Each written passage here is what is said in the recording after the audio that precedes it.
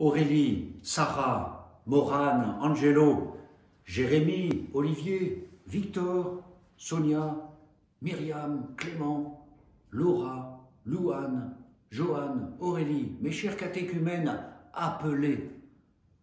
Il y a quelques jours, nous étions rassemblés dans la joie et l'émotion pour l'appel décisif à l'église Sainte-Thérèse de Châlons.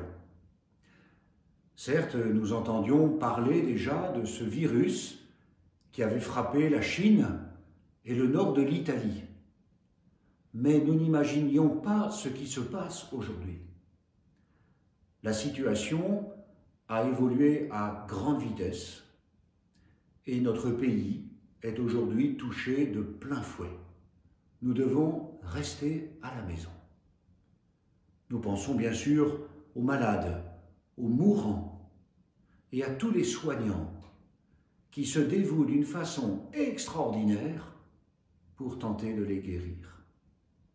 Du coup, plus de rencontres, plus d'assemblées le dimanche, et pas de catéchèse, pas de célébration des scrutins. Je viens donc vous rejoindre par ce moyen vidéo pour vous dire toute mon affection paternelle.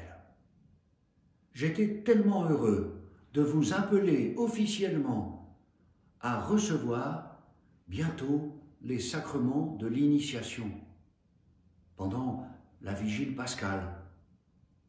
Et je suis triste à l'idée que vous ne puissiez vivre le carême comme prévu. Le temps de purification et d'illumination a pris une toute autre tournure. Je ne vous oublie pas. Et vos accompagnateurs non plus. Nous sommes là avec vous. Et chaque soir, en priant le chapelet sur Facebook et sur RCF à 17 h, je ne manque pas une occasion de prier pour vous. Et je fais prier tous les auditeurs pour vous. Chers amis, je dois vous le dire, nous devons nous préparer à une semaine sainte à la maison. Et donc, à un report de votre baptême. C'est une situation inédite. Vos familles et vos amis le comprendront. De toute façon, aucun rassemblement n'est autorisé. Et nous sommes confinés chez nous. C'est vivre la charité chrétienne que de se conformer à ce qui nous est demandé, afin de ne pas nous exposer et surtout de ne pas exposer les autres à une éventuelle contamination. Il est trop tôt pour vous dire quand nous pourrons célébrer le baptême, la confirmation et l'Eucharistie.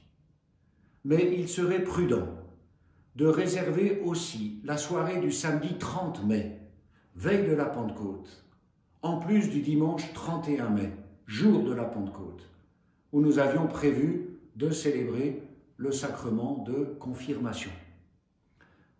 Et les dimanches qui précèdent, pendant le mois de mai, on pourrait sans doute célébrer les fameux scrutins. C'est en tout cas ce que nous proposent les services du pape à Rome et aussi les services de la Conférence des évêques de France. Dans quelques jours, je l'espère, nous pourrons peut-être commencer à nous projeter ainsi. Alors bien sûr, vous serez tenus informés. Comment vivre ce temps d'attente, un temps supplémentaire? Certes, le diocèse propose des temps de prière en ligne, en direct, sur Internet, sur les réseaux sociaux, à la radio. Et ce sera le cas pendant la Semaine Sainte. Comme le pape à Rome, qui, il l'a annoncé, célébrera sans la présence de fidèles. C'est une première. Mais surtout, comme cela se fait certainement déjà, gardez le contact avec vos accompagnateurs par téléphone, demandez leurs conseils, écoutez leurs encouragements et priez avec eux, pourquoi pas. tâchez de vous réserver des moments personnels de prière chez vous, plutôt que de passer la journée devant des séries à la télévision.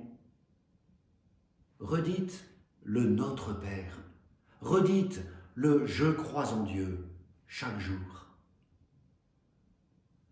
La foi chrétienne est source d'espérance. À vue humaine, ce qui arrive est terrible et vraiment inquiétant. Il y aurait de quoi désespérer ou se décourager. Mais la foi qui est née dans votre cœur et qui a grandi, la foi que je suis chargé d'enseigner, nous dit que Jésus est notre Sauveur. Bon, c'est vrai, il n'est pas une fée avec sa baguette magique. Il ne va pas guérir comme ça tous les malades et faire disparaître le virus. Mais nous le croyons, il a vaincu la mort. Il est ressuscité. Nous le croyons, il nous fait participer à sa victoire, justement par le baptême. Et les catéchumènes de 2020 s'en souviendront toujours. Vous vous en souviendrez. En ce moment, nous disons comme tous les malades, paralysés, aveugles, infirmes, qui s'approchaient de Jésus, nous disons « Seigneur, sauve-nous. Seigneur, aie pitié de moi. » Eh bien, dites-le à Jésus, suppliez-le et accueillez les grâces de réconfort et d'espérance qu'il vous donne. Mes chers amis, chers catéchumènes, appelés, l'Église tout entière vous accompagne. Nous ne vous abandonnons pas. Votre évêque est avec vous pour vous guider et vous accueillir dans le peuple de Dieu. Gardez confiance et retrouvez-nous sur chalon.catholique.fr pour avoir les informations et les conseils à l'approche de Pâques et vivre avec moi les grandes célébrations. Je prie pour vous et je vous bénis de grand cœur.